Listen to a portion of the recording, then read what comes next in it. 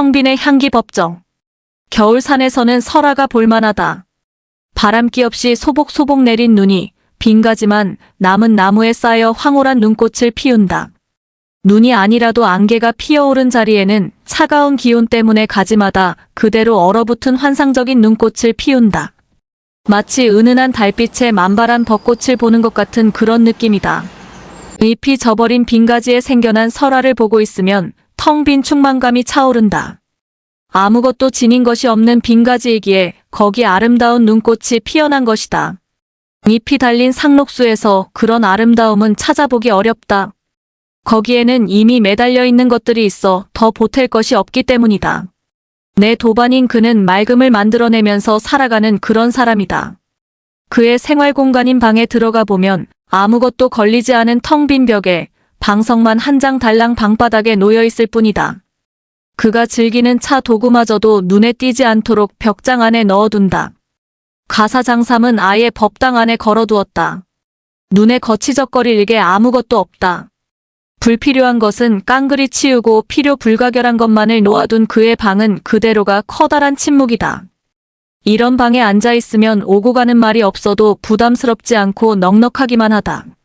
청빈과 빈곤은 가난을 동반하면서도 그 뜻은 근본적으로 다르다. 한쪽은 스스로 선택한 가난이고 다른 한쪽은 결핍에서 온 주어진 가난이다.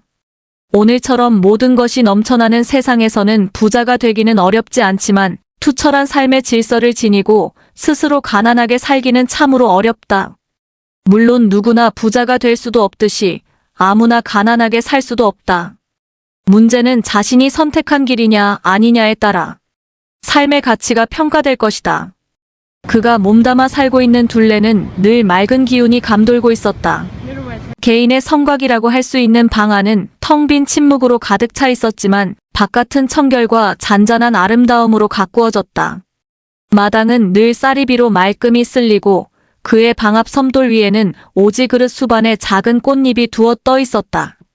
토담 밑에는 철 따라 꽃이 피어나도록 모란과 협죽도와 도라지, 창포, 국화가 온통 꽃방석을 이루었다.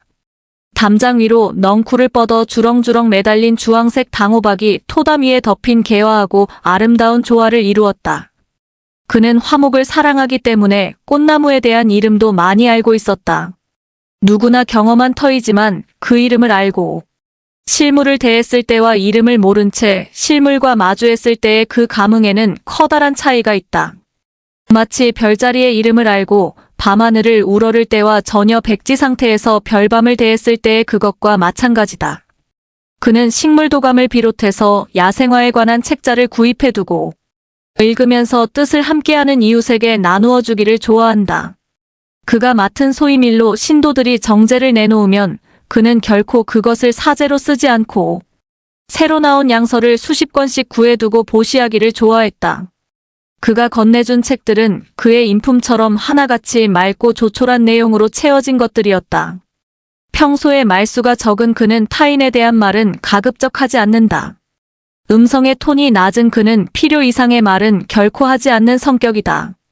그리고 화내는 일을 보지 못했다. 이런 그가 단 한 번 몹시 언짢아 하는 것을 보았다. 다른 일에서가 아니고 이웃방에 사는 노스님. 한 분이 겹방에서 몇 차례 고기를 끓여 먹는 것을 코로 냄새 맡고 눈으로 볼 수 있었기 때문이다. 이 일로 해서 그는 그가 머물던 곳에서 한때 떠나갔었다.